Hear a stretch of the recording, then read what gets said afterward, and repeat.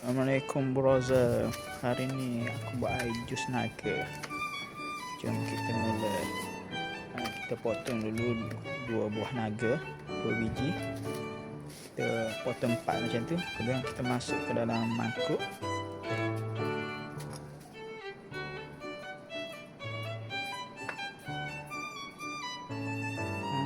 Kita masukkan semua buah naga tu, isi dia ke dalam mangkuk.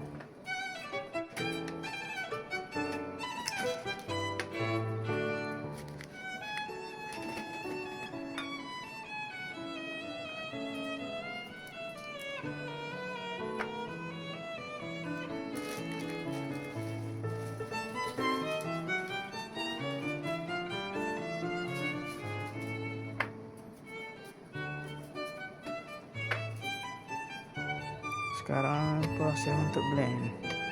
Kita masukkan 2 sudu susu pekat manis.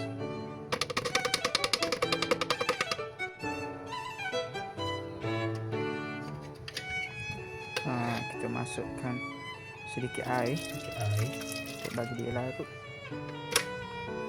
Masukkan buah naga. Kemudian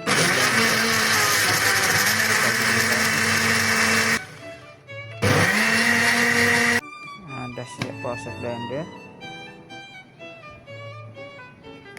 Kemudian kita masukkan ke dalam jak air.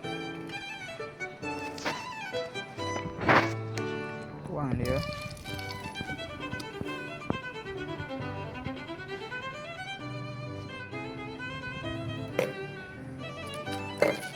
Kita masukkan air batu.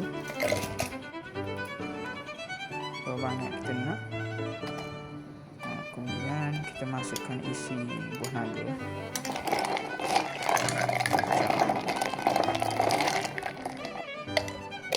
Kita tutup ya. Kemudian kita tuang ke dalam gelas kita.